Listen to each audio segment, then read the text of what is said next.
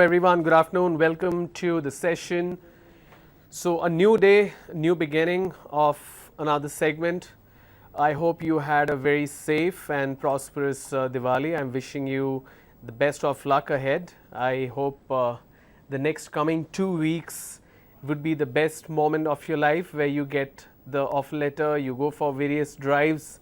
So the information that I gathered today, it says Capgemini has been postponed to end of the first week of November. I think 9th, 10th, 11th is what is the date they have given me now. I will get more details for you tomorrow as far as which districts are they covering, what are the dates. Right now the dates they are saying is 9th, 10th and 11th, but the location I'm not very clear, so I'll get that information out soon. As far as Infosys is concerned, Infosys is getting started soon, but only after Capgemini. So from today onwards, our training will focus on Infosys pattern. I'm going to explain the Infosys pattern, then we'll look at some sample questions for Infosys verbal ability. We'll take a break at 4. After the break, I will open up the lines for interactive session where you can call and ask questions. Now these questions need not be related to Infosys only. You can ask any questions, or if you want to interact for an interview, you can do that as well. But please do call, because last 2-3 days I haven't got many calls. So the idea is to interact and get your doubts cleared. So today we're going to speak about Infosys pattern. Now, like you know, Infosys is the top 3 companies in India as far as IT is concerned. So this is the picture of the Infosys campus in Hyderabad. This is the Hyderabad campus. This is just one block of the building. The campus is huge. I've been to that campus. So in Gachibowli in High-Tech City, there is the International School of Business, ISB. Right next to it is Microsoft. And on the opposite side, we have Infosys and Wipro. It's a huge campus, massive campus. And this is a picture of the main block, which you will see on your screen now. That's a picture of the main block. Now when you join Infosys, all the students will be sent, all the new joiners will be sent to the Mysore campus. This is the picture of the Mysore campus. Mysore campus is the centralized training division for Infosys. So I think it differs from project to project, but first 2 months or 3 months, the candidate is supposed to be in Mysore training campus for the orientation training, and they do the entire training process there. Once that is done, then they assign different locations to different employees. So that's a picture of the Mysore training campus, which you see on your screen. Now, how to reach this particular campus and how to get through an employment letter, an offer letter for Infosys. It's very simple, just 2 steps. You need to attend the written assessment followed by interview. So the pattern of the written test is you have analytical, where you have 30 questions that needs to be answered in 40 minutes. So 30 questions in 40 minutes. You will have 15 questions each on quantitative aptitude and 15 questions on reasoning. Then comes verbal ability, where you need to answer 40 questions in 30 minutes. So 40 plus 30 is total 70 minutes, and you have 70 questions. So 70 questions in total in 70 minutes. Once you clear verbal ability, based on the cutoff, they will pick those who score more than the cutoff, and they are through to the interview round, which is technical and HR round. As far as Infosys is concerned, when it comes to interview, the focus and the emphasis is more on the personality, more on communication skills, and more on your attitude and confidence, and a little less on technical skills. When we look at Wipro, Capgemini, technical skills, you need to be very, very technically sound. Then they look at the HR interview, but here the emphasis on your personality, on your communication skill is really high. So you need to work hard a lot, you need to practice a lot. All right. So as far as analytical is concerned, like I said, you have quantitative aptitude and you have reasoning. 15 questions each needs to be answered in 40 minutes. So aptitude, you have data interpretation, syllogism, data sufficiency, problems on trains, time and work, permutations and combinations, number series, coding and decoding, puzzles. So these are the questions on quantitative aptitude. You see the first segment, quantitative aptitude. These are the topics. I will pause here so that you can take this down. Please make a note of it, because the training that is going on as far as the aptitude training is concerned, Mr. Sunil must be covering all these aspects. Data interpretation, syllogism, data sufficiency, problems on trains, time and work, permutation and combinations, number series, coding and decoding, and puzzles. Then comes verbal ability. In terms of verbal ability, you have critical reasoning and theme detection, fill in the blanks, sentence correction, reading comprehension. For reading comprehension, you will have two different questions. Each question will have one paragraph each, and you need to answer 5 questions. Last week I did one sample comprehension. I'll do that all over again, so don't worry about it. Now let's understand what do we mean by critical reasoning or theme detection. Today I am going to speak more on theme detection. Theme detection basically means it will give you a short passage. You need to read the passage. Once you finish reading, you need to follow instruction. The instruction will give you 4 options or 5 options. It will ask you to pick the central idea of the passage, or what is the passage talking about, what is the statement the passage is talking about, what is the contrary idea of the passage. What do we mean by contrary idea? I'll quickly type this for you so that you can understand.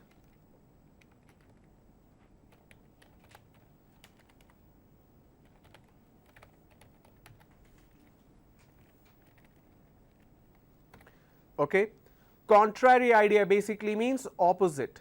Say for example, there is a passage of 4 to 5 lines. It's talking about importance of formal education in order to succeed. It talks about how a degree certificate is necessary to get a job. Then the question will say, what is the contrary idea of the paragraph? And you will have 4 to 5 options. One of the option may say that a person doesn't need a formal education or a university degree in order to succeed. So that's the correct answer. I'll show you some examples that will help you understand what do I mean by as far as theme detection is concerned. I've put together some 5-6 examples that will help you understand. Fill in the blanks. Number 2, fill in the blanks. You will have questions pertaining to, it will ask you the meaning of the word, or a synonym which is similar word, or antonym or opposite word. It will probably ask you to change the grammar term. It will give you a sentence and it will ask you to change it to a past tense or future tense, or singular form to plural form, or plural to singular form. Basically it will be a grammar based fill in the blanks. It may also ask you questions on meaning, or it may also ask you question on pairing. What do we mean by pairing? I'll give you another quick example. Say for example, I'm going to type here, it says tree, leaf. Okay, this is the question. Now out of this question, the instruction will say find the odd pair out, which means there is one particular pair from the answers which is odd one. Odd one means which is different. Okay, I hope this is visible. I'll put that in slideshow mode, don't worry about it. So the question statement is tree and leaf. Okay, and the options could be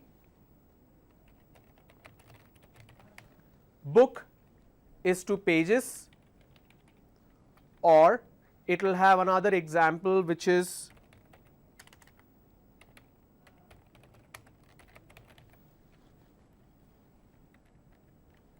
computer is to data. Now this is your question. The first one is your question. you need to find the odd one out here.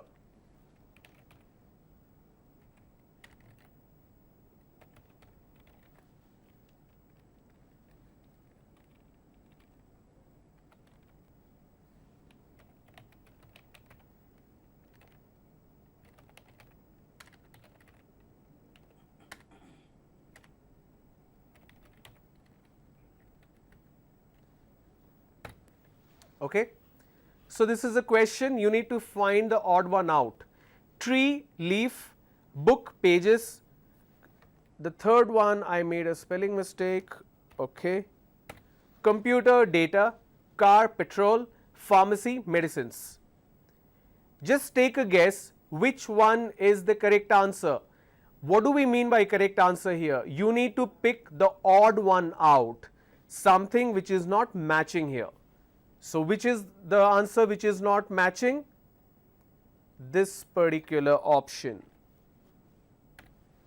Car and petrol is not matching because the tree has leaves, the book has pages, the computer has data. You cannot say the car has petrol. Because of petrol the car is running, which means petrol is the cause because of which the car is mobile. The mobility reason for the car is petrol. Pharmacy has medicines. It's not a chemist. Chemist means a guy who deals with chemicals. In India we call a medical store person as a chemist. It's not chemist, it's pharmacy. Okay. So you will get fill up the blanks questions like these. When I say fill up the blanks, you may get a pattern like these. So you need to read the question and you need to understand what does the instruction say. Number 3 will be sentence correction. You will have one particular sentence, then it will give you 4 options. One of the option will apply to the sentence. For example, the sentence will have a grammatical mistake. It may not even have a grammatical mistake. Alright. So it will ask you which one of the following options is the correct grammar form. Option E may be no change required. Basically the question statement itself is grammatically perfect. So you need to read, you need to understand the context and then figure out if there is a grammatical mistake, and then find from the answer options which sentence is fitting as a perfect grammatically accurate sentence. So that's sentence correction question. Number 4 is reading comprehension. In reading comprehension you will be given a paragraph and there will be 5 questions based on the paragraph. Comprehension, you need to be very careful, you need to read, you need to understand, and you need to understand the central theme of the paragraph. Here again you may also have to figure out what is the opposite idea of the paragraph, because 1 or 2 questions may be pertaining to the opposite side of paragraph. The other day I gave you tips how you can be good in terms of comprehension. You can read the passage first and then answer the questions, or read the question then start finding the answer from the passage. You can do either way. We have enough time. We're going to focus this entire week on Infosys pattern, so we'll do a lot of practice sessions. Alright. So move on. I am starting with the critical reasoning and theme detection today. Now in order to practice, in order to understand how all these Capgemini, Wipro, TCS, Tech Mahindra, Emphasis, NTT Data, all these companies, how it works, what kind of questions you need to practice. If you have an Android smartphone, please download these 2 apps which you see on your screen, Pocket Verbal Ability and Pocket Aptitude. So these are verbal ability applications, apps on your Google Play Store. If you have Android phone, you can go to Google Play Store, you can search for these 2 apps. This is a screenshot of Pocket Verbal Ability. It's very simple, very self-explanatory. It throws you the right and the incorrect answers as well. This is Pocket Verbal Ability, and then we also have the Pocket Aptitude. Here you may have a detailed question, but all these questions will have options only. You will not have essay writing, you will not have any descriptive answer, you need to just pick choices. Okay. So here is a screenshot of Pocket Verbal Ability app. Here is a screenshot of Pocket Aptitude app. Very helpful, very self-explanatory and very user-friendly. Please do download, it's for free, and please go ahead using it and get practice. All right. So let's move on. We'll speak about theme detection. Like I said, theme detection, you will have a passage, there will be a question, you need to find the correct answer. The instruction for theme detection will be pretty much like this.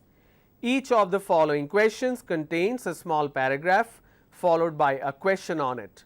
Read each paragraph carefully and answer the question given below it. Your instruction, this is the uniform instruction for all the theme detection, but further instruction may vary. I have put together some examples for you.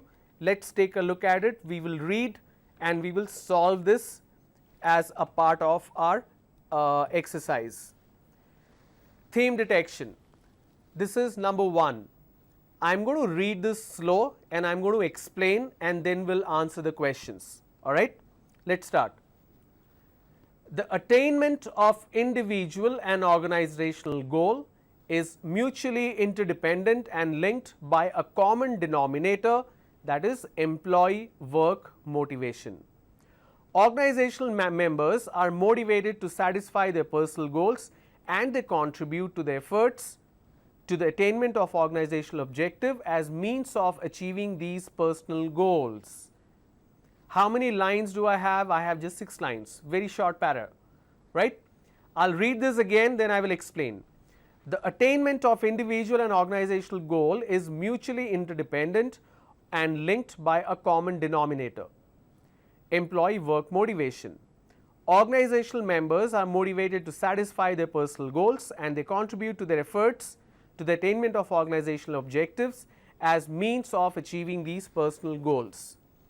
The passage basically means, we'll keep the slide on. The passage basically means the attainment of individual and organizational goal. Attainment means achieving. The achievement of individual and organizational goal. The organizational has certain goals, the individual has certain goals. It says the individual's goals and the organizational goals is depending on each other, and the link is the common denominator. Numerator, denominator, it basically means the common denominator is the common factor. The common factor is employee work motivation. It basically means if the employee is motivated to work well in office, in the organization, he will achieve his goal, through which the organization will also achieve the goal. Organizational members are motivated to satisfy their personal goals and they contribute their efforts to the attainment of organizational objectives as means of achieving these personal goals, which means when an employee is able to achieve his goals, he directly contributes to the organization's goals. When he is satisfied, obviously he is motivated. When he is motivated, he contributes. When he contributes, the organization succeeds. And how does the organization succeed? It succeeds by achieving its goals. It's as simple as that. Okay? Say for example, I am an employee, or say you are an employee. You are supposed to work 9 hours a day. That's your shift time, 5 days a week. But the place where you work, you are not getting your salary on time. You are asked to work 12 hours a day. You are asked 7 days a week. You don't get your salary on time, and there is no proper food facility, there is no transport facility, which means you are not happy. When you are not happy, you will not be able to work. When you are not able to work, you can't deliver and achieve your goals, and when you fail to achieve your goals, the organization will also fail. That's an example I am giving you to make you understand. I am going to read the passage again, then we will take the questions. The attainment of individual and organizational goals is mutually interdependent and linked by a common denominator, which is employee work motivation. Organizational members are motivated to satisfy their personal goals and they contribute their efforts to the attainment of organizational objectives as means of achieving these personal goals. The question is, the passage best supports the statement that motivation, what is motivation is what the question is asking. Motivation is it encourages an individual to give priority to personal goals over organizational goals, which means motivation means a person's personal goal is more important than organization's goal. Is that what it is? Probably not. Motivation is crucial. I am reading number B. Motivation is crucial for the survival of an individual and organization. Or number C, motivation is the product of an individual's physical and mental energy. Option D, motivation is the external force which includes an individual to contribute his efforts. Option E, makes organizational and society inseparable. Inseparable means you cannot separate them, you cannot divide them. What cannot be divided? Organizational and society. Are we talking about society here? Definitely not, which means number E is invalid. Okay, let's have the screen please. So I am going to give you like 30 seconds. You understood the passage very well now. I have explained by giving examples. Read all the 4 options A, B, C, D. I am telling you E is invalid because it is talking about society. Nowhere in the passage there is any mention or any relevance or any reference to society. So read A, B, C, D and tell me which one is the correct answer. You have 15 seconds and your time starts now.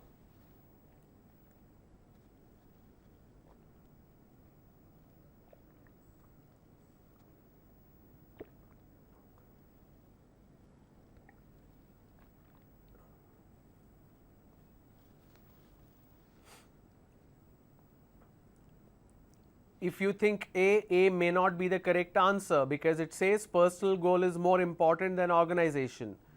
That's not what the passage says. So I am giving you a hint. A and E both are incorrect. Now you need to think between B, C and D.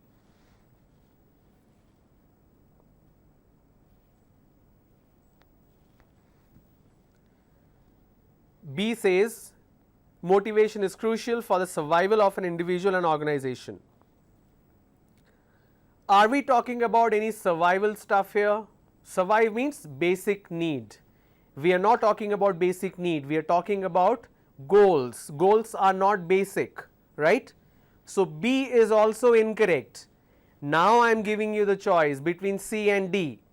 C, it's a product of an individual's physical and mental energy. Number D, it's external force which induces an individual to contribute his efforts.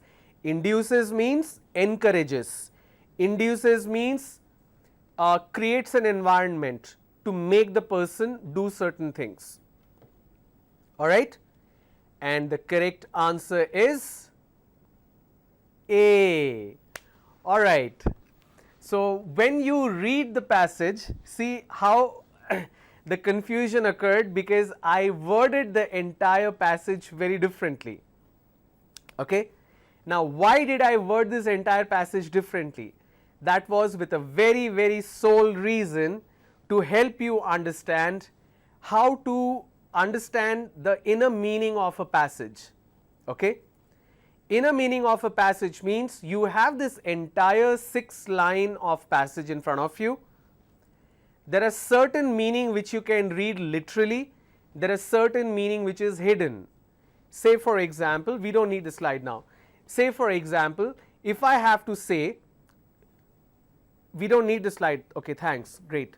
If I have to speak to a person, say I am speaking to Amazon, alright, Flipkart, and I say that I want to place an order and I need this order to reach me as soon as possible, ASAP, as soon as possible, because tomorrow I am leaving, I am going abroad, I am leaving the country. Okay, what did I say? I said I need the package ASAP. ASAP means as soon as possible. That is information number 1. Then I said I am leaving the country tomorrow evening. That is information number 2. These two information that I need it soon as possible because I am leaving for the country tomorrow.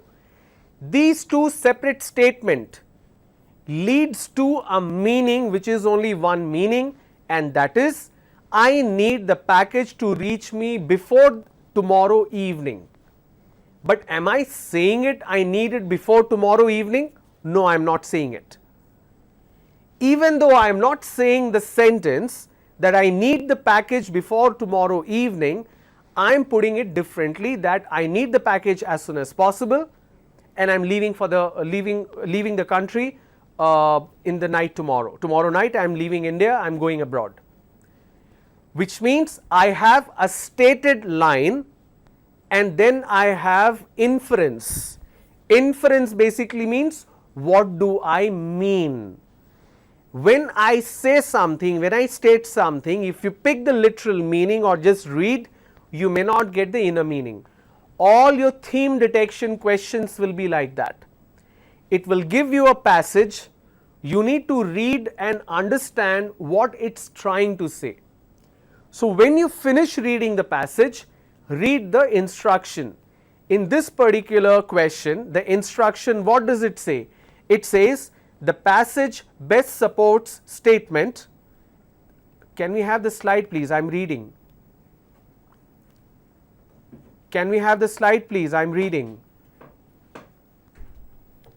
The passage best supports the statement that motivation. The first 6 words are the important part here. The passage best supports the statement. What statement is it supporting? I have 5 options. When I kept on talking about personal goal is more important than organizational goal, I kept on emphasizing to see are you understanding what I am saying, and then I ended up confusing you, right? If you read the first two lines, the attainment of individual and organizational goal is mutually interdependent and linked by common denominator, employee work motivation. Then it says organizational members are motivated to satisfy their personal goals, which means the personal goals is coming first and they contribute their efforts to the attainment of organizational objective, which means first they look at are they achieving what they want or not, then they look at organization, which means it encourages an individual to give priority to personal goals over organizational goals. Today it is a fact, if an employee is getting his salary on time, if he is getting promotion on time, if all the facilities in the organization is fine, his mind is good, he contributes. But if he is not getting his basic requirement, how will he feel motivated and how will he contribute? He will not. Which means the first step is his personal goal, then comes organizational goal. Alright. Let us look at the second example that will help you understand a bit more. A little longer paragraph, I am going to read this slow. Due to enormous profits involved in smuggling, hundreds of persons have been attracted towards this anti-national activity. Some of them became millionaires overnight. India has a vast coastline both on eastern and western coasts. It has been a heaven for smugglers who have been carrying on their activities with great impunity.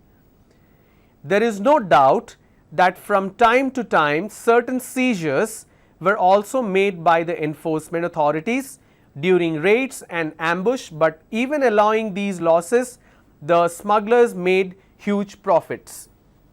I am going to read this sentence by sentence to make you understand. Due to enormous profits involved in smuggling, hundreds of persons have been attracted towards this anti-national activity. What is the activity we are talking about? Smuggling. It is anti-national. It threats the safety and security of the country. But just because you can make a lot of money, there are so many people who get attracted to this illegal activity. Sentence number 2. Some of them become millionaires overnight. In a span of 1 month, 2 months, they become crorepati millionaires.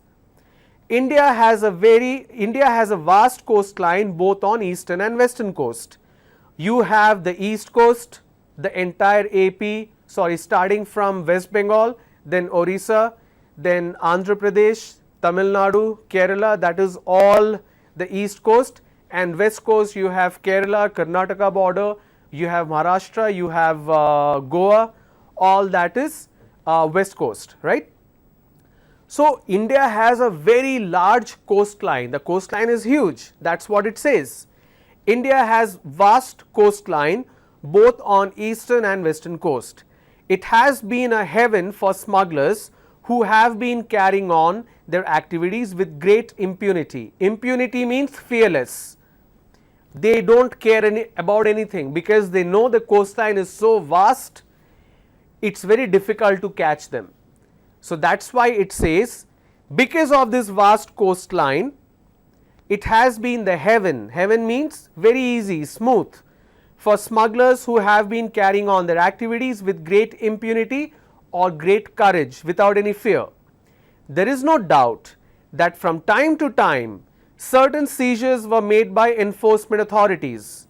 Means time to time the authorities, they do catch these smugglers, they do seize all the smuggled goods during raids and ambush. Ambush means, for example, there are a group of smugglers who are going on the road, on the side of the road near the trees, there are cops waiting and the smugglers will not know, all of a sudden the cops will attack them and ambush them. Have you seen the movie Singham?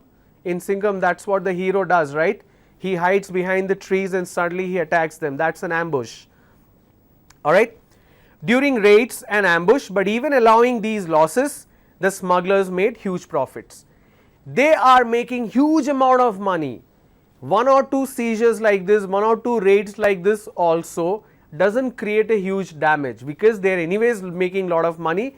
1 or 2 raids does not make a difference. That is what the passage says. The passage says, because of such a huge coastline in both east coast and west coast, there are so many smugglers who are carrying on the activity without any fear. Even if they get caught, they just lose little bit of money, but they are making millions and millions of money overnight. That is what the passage is all about, alright. Now let us read the questions. The passage best supports the statement that smuggling hampers the economic development of a nation. Number 2, smuggling ought to be curbed. Ought to be means have to be curbed. Curbed means reduced or stopped. Authorities are taking strict measures to curb smuggling. That means authorities are already taking lot of strict actions to, or strict measures or strict laws to reduce smuggling or to stop smuggling. Number D, smuggling is fast increasing in our country owing to the quick profit it entails. Entails means it brings quick profit. You do not have to work too hard. You just, the smugglers, they just smuggle goods from one place to another, they make quick money. Read the paragraph again and then let us answer. I am reading this again for your understanding now. Due to enormous profits involved in smuggling, hundreds of persons have been attracted towards the anti-national activity. Some of them became millionaires overnight. India has a vast coastline both on the eastern and western coast. It has been a heaven for smugglers who have been carrying on their activities with great impunity. There is no doubt that from time to time certain seizures were made by the enforcement authorities during raids and ambush, but even allowing these losses, the smugglers made huge profit. The passage best supports the statement that smuggling hampers the economic development of a nation. Smuggling ought to be curbed. Authorities taking strict measures to curb smuggling. Number 4, smuggling is fast increasing in our country owing to the quick profit it entails or it brings. And the correct answer is number D, because it says, the passage says, smugglers are making millions of money overnight. Even if they get caught, they are not losing much, which means it's becoming, it's increasing really fast in the country because they make quick profits. Alright. Compared to the first one, this was fairly simple, right? Let's look at the third one. Though the waste of time or the expenditure on fashion is very large, yet fashions have come to stay. They will not go come what may. They will not go come what may. However, what is now required is that strong effort should be made to displace the excessive craze for fashion from the minds of these youngsters. I am going to read it again and explain what it means. Though the waste of time or the expenditure on fashion is very large, yet fashions have come to stay. They will not go come what may. However, what is now required is that strong effort should be made to displace the excessive craze for fashion from minds of these youngsters. What does it mean? Excessive fashion leads to waste of time or waste of money. Too much money has to be spent. Even though that is a fact, fashion will always be there. When it says they will not go, come what may means let whatever happen. Come what may means let there be sunshine or let there be hay. So come what may basically means no matter what happens, fashion is going to be there, where people are going to spend a lot of money and a lot of energy. However, what is now required is that strong efforts should be made to displace the excessive craze for fashion from the minds of these youngsters. Young people are so obsessed and crazy, they've gone so mad about the entire fashion thing. They go watch a movie where the hero is wearing a shirt where one side of the shirt is full sleeve, one side of the shirt is half sleeve. If one hero wears that shirt, next day everybody will take a scissor and cut the sleeve because that's a fashion, right? They watch something, if it's a trend, they don't care how much money you have to spend. The other day I was talking to someone, he spent 8,000 rupees on a jeans, a denim trouser, jeans, and on the knee point, on the knee area of the jeans there are 2 holes. I said, why did you buy this jeans? It has holes. He said, this is a style. I'm like, then why did you spend 8,000 rupees? You could buy 1,000 rupees jeans and cut a hole with a scissor. He's like, no, you will not understand. I don't even want to understand. So that's the craze of fashion. People don't care, is it sensible? They don't care how much money they are spending. That is what the passage is talking about. Let's read the last line again. It says, however, what is not required is that strong effort should be made to displace the excessive craze for fashion from the minds of these youngsters. The passage best supports the statement that fashion is the need of the day. Excessive craze for fashion is detrimental to one's personality. Detrimental means obstacle, alright. The hoard for fashion should be done away with so as not to let down the constructive development. The hoard of fashion means such a huge supply or the huge presence of fashion should be done away with means should be completed, should be ended, sorry. Done away means end.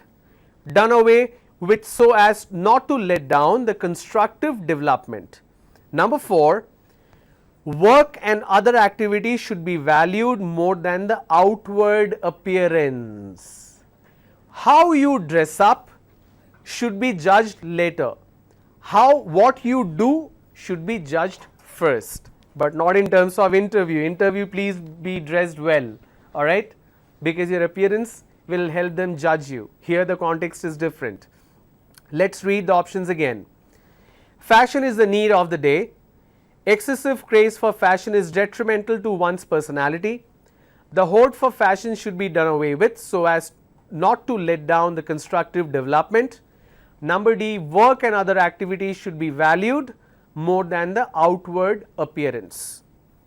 And the correct answer is, what is the question before that? The passage best supports the statement that the hoard for fashion should be done away with so as not to let down the constructive development.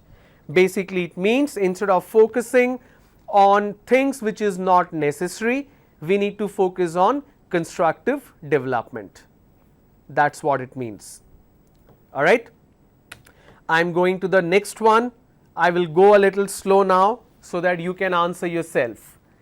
One of the important humanitarian byproducts of technology is the greater dignity and value that it imparts to human labor. In a highly industrialized society, there is no essential difference between Brahmin and Dalit, Muslim and Hindu. They are equally useful and hence equally valuable for in the industrial society. Individual productivity fixes the size of the paycheck and this fixes social status. I am going to read this again. It's a very sensitive passage, right? Stating the fact. One of the important humanitarian byproducts of the technology is the greater dignity and value that imparts to human labor. What do we mean by that? Why are we talking about technology and human labor? Humanitarian byproduct means, humanitarian means something good like a charity. Humanitarian project means welfare, alright. So, one of the welfare byproduct of technology is dignity of labor. If a person is doing a programming work, if a person is doing a coding work or software job, people actually don't go and ask, or they should not even be asked about his religion, caste and all that. I don't believe in all this at all. I keep telling people not to believe. So that is what it says. Technology, that is one thing which the technology has done. It has taken away the divide between people in terms of caste, religion and all that. Alright. So let's read this again. In a highly industrialized society, there is no essential difference between Brahmin and Dalit, Muslim and Hindu.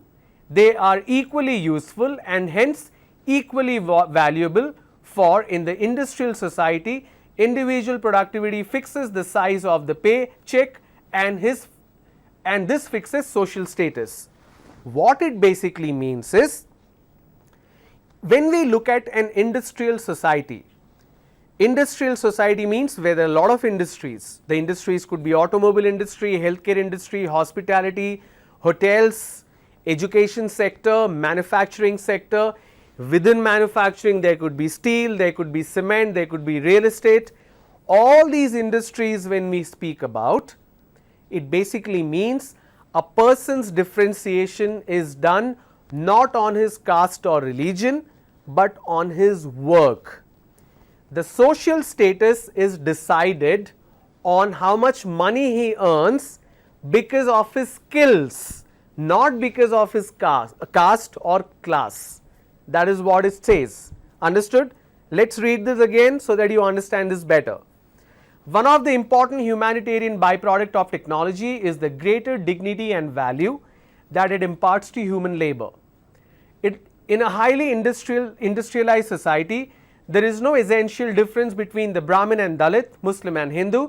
They are equally useful and hence equally valuable, for in the industrial society, individual productivity fixes the size of the paycheck and this fixes social status. Individual productivity means if I am getting paid based on say for example, I have this glass here, okay. I am working in a factory. I am supposed to manufacture this glass. I get paid based on number of glasses I make, okay. So I make 100 glasses and I am from a lower caste. Another person makes 50 glasses, he is from an upper caste or a different religion, I am from a different religion. When I get the salary, when I get my commission, should that depend on how many glasses I made or what is my caste or religion? What do you think? Obviously, how many glasses I made. That's what it says. In a highly industrialized society, your social status is based on your productivity, not who you are or what is your background. Alright. Now let's read the question. The passage best supports the statement that Technology decides individual social status. Caste and religions are man-made.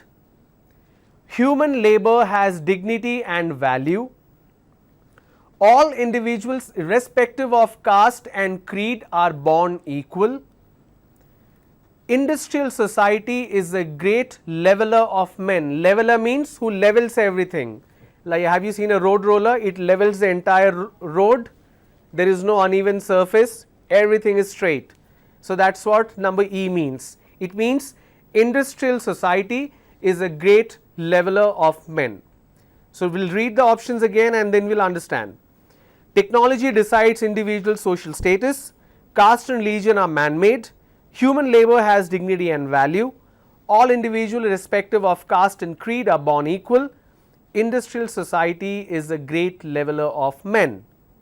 And the correct answer is number C. Human labor has dignity and value. If you look at the first line of the passage, one of the important humanitarian byproducts of technology is the greater dignity and value that it imparts to human labor. No matter what kind of work you do, the dignity of labor is very, very important. Okay. I was watching one program on skill development. There was a recent conference that happened. You know the HRD ministry, right? Human Resource and Development, and we also have the National Skill Development Ministry. I hope you know that there is a skill development ministry in AP government as well, which is working and which is contributing in terms of vision for A.P.S.S.D.C. So A.P.S.S.D.C. is a outcome of the vision for a skilled Andhra Pradesh. So I was watching this conference where one person, he is a very, very famous person, I forgot his name. He asked the question directly to Mr. Prakash Javadekar, who is the Honorable Minister of HRD Ministry. He said, when we go to certain pockets of the state, certain pockets of the country, the problem that we are facing is in small towns, mainly in small towns, because these phenomena doesn't exist in big cities. It says parents especially no longer want their children to do any kind of vocational job. They want the children to go to the college, get graduation certificate, or they want them to be graduate or masters or get a government job or get a private job in multinational companies, so on and so forth, which is good. But what is happening is the entire vocational industry is now full of unskilled labor. What do we mean by vocational industry? Say for example welding, say for example carpentry, say for example those people who work in real estate business, those who work on building construction, the construction workers, welders, paint jobs, spray paint, or people who work on automobile and stuff like that. These are considered as a vocational training or vocational skill. Earlier there used to be skilled people, like my father was a welder. He was in railways, he was a welder, and he knew to weld properly because he knew what should be the temperature of the flame, what metal he should weld, what should be the pattern on which he should put the welding, otherwise the metal will start melting, right? He learnt all that. Okay, so he had sound knowledge even though he never went to school. He went to school and he discontinued. So, but he had the knowledge. There are a lot of such people you see today. They did not finish schooling, but they have a very strong vocational knowledge. All right. But the problem that we are facing is more and more parents want the children to finish formal education and join big companies, because of which there is no attention paid to the vocational field. If you want a qualified welder, you can't find, because there is no institute which says you are qualified. Yes, we do have ITIs, but what is the conversion of ITIs? That is what the question was. We are not giving attention to these vocational area because people feel the dignity of labor is very low on these areas. If somebody asks, what does your son do?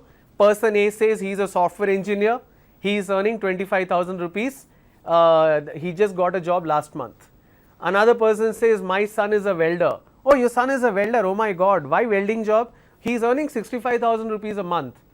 Yeah, but why welding? Ask him to go for software.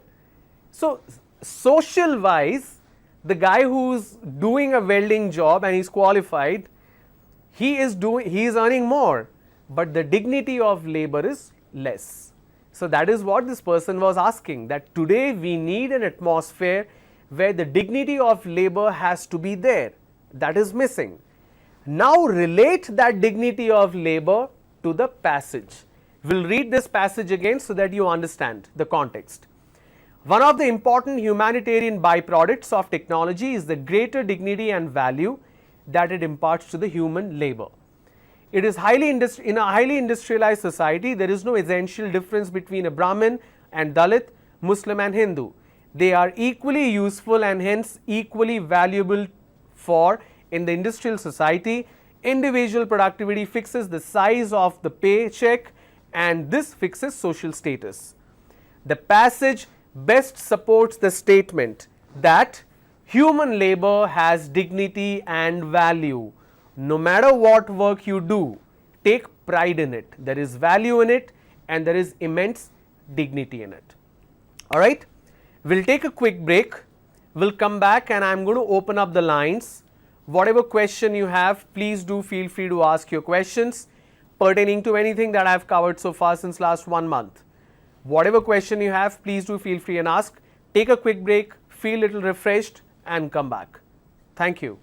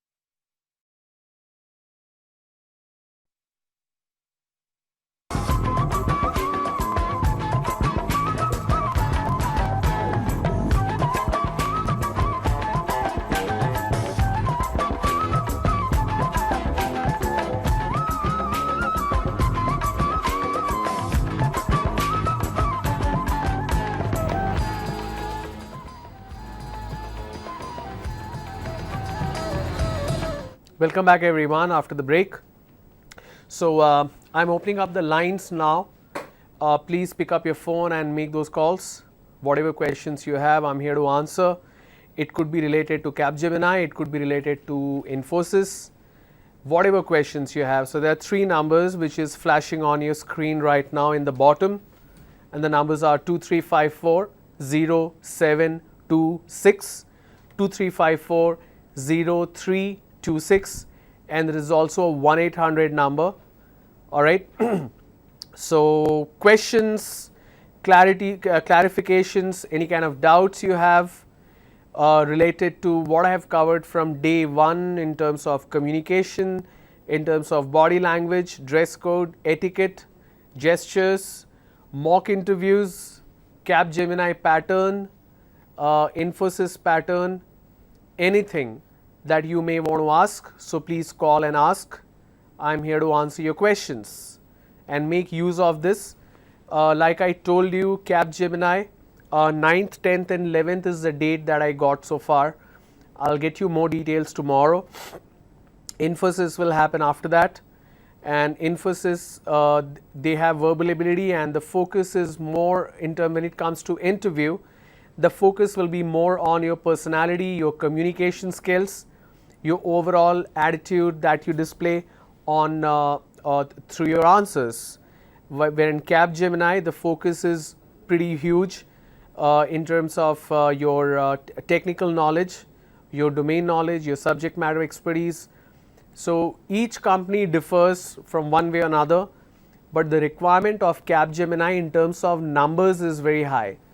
This year they are probably hiring 1,000 to 1,200 freshers, I guess. That's what I know. So my information may not be completely updated. Basically, it means these companies have so many projects lined up. They need fresh resources. They need fresh talents. The reason they come to colleges and they pick up these talents, number one is the energy level and the motivation level of students fresh from the college is really high. Number two, it helps the organization maintain the balance in terms of the average age of their employee. Number three, whenever they get a new project or overseas or Indian projects, they definitely need more number of people. So all these requirements are periodic in nature. That's why the focus is more on campus recruitment training, so that you guys are well equipped and prepared specific to these kind of drives. All right. That's the whole intention and the whole aim of providing these training from the government itself, because they want to ensure maximum number of people get converted, they get that offer letter from your dream companies. Back in the days, we did not have any kind of sophisticated CRT trainings, right? Now we have that because we want to help the students get that job. The good news is you have the skills with you, you have the talent. It's just that you don't get enough opportunity to explore and to use yourself or to evaluate yourself. So when it comes to evaluation, a platform like this, what we have done now, the interactive session, if you call and ask questions, it will help me evaluate and give you feedback. So please do pick up the phone and make those calls. While I'm waiting for the call to come, I want to continue with the passage, with the theme detection passage. So here is the next passage which I'm going to read along with the questions. Meanwhile, if you have any questions, if you want to call and ask any questions, you are free to do so. All right, let's look at the passage. The future of women in India is quite bright, and let us hope that they will justify their abilities by rising to the occasion. Napoleon was right when he declared that by educating the women, we can educate the whole nation. Because a country can never rise without the contribution of 50% of their population, which means the role of women is very, very important. Let's read this again so that we understand. The future of women in India is quite bright, and let us hope that they will justify their abilities by rising to the occasion. Rising to the occasion means exceeding the expectation that the industry has, the economy has, by rising to the occasion, which means you are reaching certain standards, which they are already doing. Napoleon was right when he declared that by educating the women, we can educate the entire nation, because a country can never rise without the contribution of 50% of their population. The passage best supports the statement that India is striving hard for the emancipation of women. What do we mean by emancipation? Emancipation means removing. Okay, that's not what we are doing. The passage best supports the statement that India is striving hard for the emancipation of women. All women should be well educated. A nation can progress only when women are given equal rights and opportunities as men. Number D, women ought to be imparted full freedom to prove their worth and contribute to the progress of the nation. I am going to read the options again. The passage best supports the statement that India is striving hard for the emancipation of women. All women should be well educated. A nation can progress only when women are given equal rights and opportunities as men. Number D, women ought to be imparted full freedom to prove their worth and contribute to the progress of the nation. And the correct answer is number D, women ought to be imparted full freedom to prove their worth and contribute to the progress of the nation. To give them the freedom is what the key word here is. If you read the third line of the passage, it says Napoleon was right when he declared that by educating the women, that means you are giving them the freedom, we can educate the whole nation, because a country can never rise without the contribution of 50% of their population, which means they are equal. 50 and 50 are equal, that means women are equal. Alright. So that's one more sample of your passage for theme detection. The lines are still open. You may call and ask your questions. The numbers 23540726, 23540326, and there is also a 1-800 number which is toll free. While we wait for the call, I am going to the next passage. The prevention of accidents makes it necessary not only that safety devices be used to guard exposed machinery, but also that mechanics should be instructed in safety rules which they must follow for their protection, and that lighting in the plant be adequate. What does it say? The prevention of accident makes it necessary not only that safety devices be used to guard exposed machinery, but also that mechanics be instructed in safety rules. Have you seen those machine which is used to extract juice from sugarcane?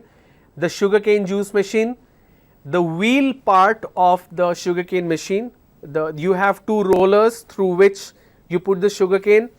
Ideally, that part of the equipment should be covered. So it says there are two aspects to safety. One is covering the area which is exposed, which can cause any kind of damage or accident. Number two, the employee should also be given education and awareness and training how to safeguard themselves. Number three, it's equally important that the lighting in that area, in the plant, should be adequate. If it's too dark, if the light is not enough, they can't see properly, they may put the hand into the machine and they may lose the hand, which means lighting is important, covering up the exposed area is important, and the training and awareness and educating the employee is also important in the machinery. Alright. Now let's read the question. The passage best supports the statement that industrial accidents are always avoidable. Industrial accidents may be due to ignorance. Industrial accidents cannot be entirely overcome. Industrial accidents can be eliminated with the help of safety rules. Industrial accidents usually result from inadequate machinery, which means if there is not enough machine, there may be an accident. And the correct answer is Number D, it says industrial accidents can be eliminated with the help of safety rules. Do we have a call? Okay, we don't have a call. The reason number D is the correct answer because there are three aspects to the safety rules. If you follow these three safety rules, you will eliminate industrial accident. Rule number 1, cover the exposed part of the machinery which can cause accident. Number 2, educate and train the employees who work in these machineries in the plant. Number 3, put adequate lighting in the plant so that the visibility is not a problem. It's emphasizing on these three areas. That's why number D is the correct answer. Alright, next passage. To forgive an injury is often considered to be a sign of weakness. It is really a sign of strength. It is easy to allow oneself to be carried away by resentment and hate into an act of vengeance. But it takes a strong character to restrain those natural passions. The man who forgives an injury proves himself to be the superior of the man who wronged himself and puts the wrongdoer to shame. It basically means when you are hurt, you should have the strength and courage to forgive the person. Instead of having the thought process of taking any vengeance or revenge, if you have the heart to forgive the person, it means you are of a strong character and you are superior than the person who has harmed you or hurt you. Okay, that is what it means. The passage best supports the statement that the sufferer alone knows the intensity of his sufferings. Number B, people tend to forgive the things happened in the past. Number C, natural passions are difficult to suppress. Suppress means to avoid, to stop. Natural passions are difficult to suppress. Natural passion in this case could be a revenge. Mercy is the noblest form of revenge. When you forgive someone, that makes the other person feel more guilty than punishment. A person with calm and composed nature has depth of thought and vision. A person who is calm and composed, who does not react, he has a better thought and better vision in life. And the correct answer is number D.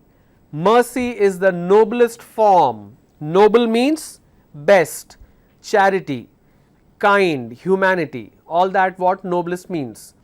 Mercy is the noblest form of revenge. Say for example, somebody has hurt you. You were supposed to get some help from that person and you were supposed to get a job. That person was supposed to help you prepare with some notes, and he thought if he helps you, you will get the job, he will not. So he gave you wrong notes. So you prepared on those notes which was actually wrong and you did not get the job. He knows he has done something wrong. He will keep waiting that you will take the revenge. Actually, you don't take any revenge. You just say it's okay. I've forgiven you. That will make him feel more guilty than if you punish him by talking or by not talking or being angry. History has shown when you do not react to hatred, when you don't react to any kind of hurtful sentiments, that's when it's effective. We have a caller. Good evening. Sir, how are you, sir? Hello. Sir, how are you, sir? Yes, I'm good, sir. What's your name? Sir, Mohammed Rafi. Mohammed Hussain. Where are you calling from? Sir, Mohammed Rafi, sir, Nangal. Mohammed Hussain. Rafi, sir. Okay, speak clearly, Rafi. Your speech is still a problem. Yes, Rafi, what is your question? Sir, I don't have any questions, but I will interact with you, sir, with your permission. You don't have any question, but? Interact with you, sir. Sorry? interact. I will interact. Interact. You want to do an interview. Yes, sir. Okay. All right. So please start with your self introduction and please don't do any mistakes. You have called so many times. Okay, okay. I don't expect you to make any mistakes today. All right. Start. Sir, I'm Mohammed Nanda.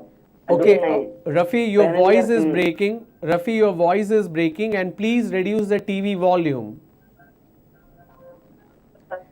Please reduce the volume in your television or your computer and try to come out of the room because your voice is breaking.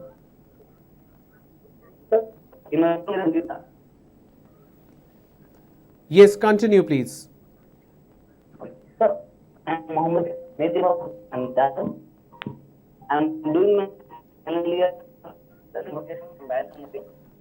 have done a from customer.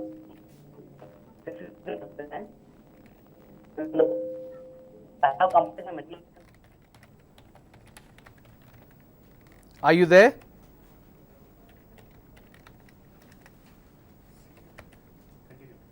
Are you there? Okay. Rafi, the call got disconnected because I'm not able to hear you. The voice is breaking terribly, so it's difficult for me to understand what you're saying. So please reach a place where there is proper network. All right? Okay.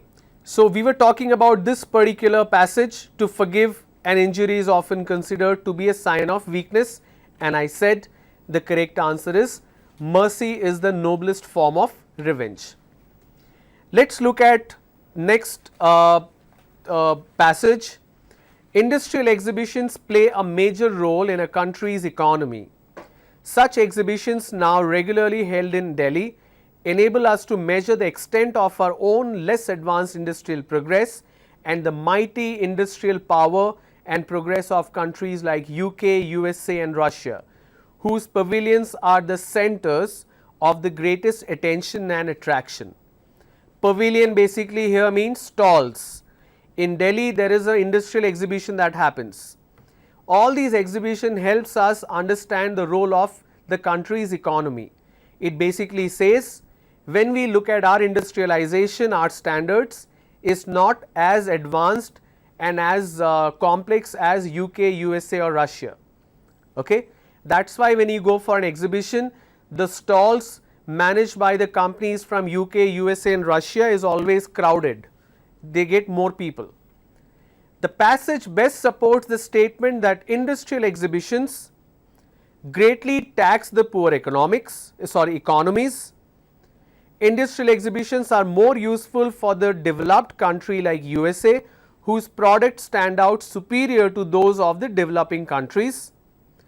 Industrial exhibitions are not of much use to the countries who are industrially backward. Industrial exhibitions boost up production qualitatively and quantitatively by analytical comparison of a country's products with those of the developed countries. I'll read the last one again. Industrial exhibitions boost up production qualitatively and quantitatively by analytical comparison of countries' products with those of developed countries. So each of these points has certain meaning. But what does the passage signify here? The passage means the last one. Why it's the last one? When you look at a particular product, you look at the quality of the product. Today we say if it's made in China, it will work for 1 month and it will not work. If it's made in Russia, they have the best equipment. Or for example, German engineering. When it comes to German engineering, they are the best engineers in the world because they manufacture the best engines. When we look at automation, we say the Japanese is the most rewarded or the most appreciated technology. When it comes to nanotechnology, Japan. When it comes to any kind of hack not means you get into somebody's system. For example, if you go to some villages, if the hand pump is broken, they take any kind of rod and they weld so that it's easy, which means Indians are good in makeshift arrangement. When you compare two products, looking at the product in terms of quality as well as quantity, how many they can produce in a given time, it basically shows the industrialized level of that country. So option D says industrial exhibitions boost up production qualitatively and quantitatively by, I am reading number 4, boost up production qualitatively and quantitatively by analytical comparison of a country's products with those of developed countries. Okay? So that's what it means. So when you have a passage, please read carefully what it's saying. Try to understand the meaning. Look at the questions and see what is the closest possible meaning. There could be one answer which is not there in any of the line in the passage. It will be completely irrelevant. But the remaining 3 options will be given to confuse you. Your intention should be not to get confused and be very, very sure as to what is the correct answer. Okay? We don't seem to have any more caller. Do we have a caller? Okay. I don't know why nobody is calling today. I'm not very sure about it. It could be because we have finished Capgemini, but that doesn't mean you can't call. So I gave you today some examples of theme detection. Theme detection will be one aspect of your Capgemini Infosys assessment. Like I said, verbal ability, you will have critical reasoning and theme detection, fill in the blanks, sentence correction, reading comprehension. Tomorrow I will give you some more example of theme detection so that you understand and you can practice, post which we will move to the next segment of fill up the blanks. Please do practice, please do download these 2 apps, Pocket Verbal Ability and Pocket Aptitude. These 2 apps available on Play Store. I have checked it myself, very user friendly, huge bunch of questions. Please do use it, practice and get perfect, and please don't forget you need to continue practicing your Capgemini aptitude as well. Alright, we call it a day now because none of you are calling, so we'll end it now and I will see you tomorrow at 3 o'clock. Thank you.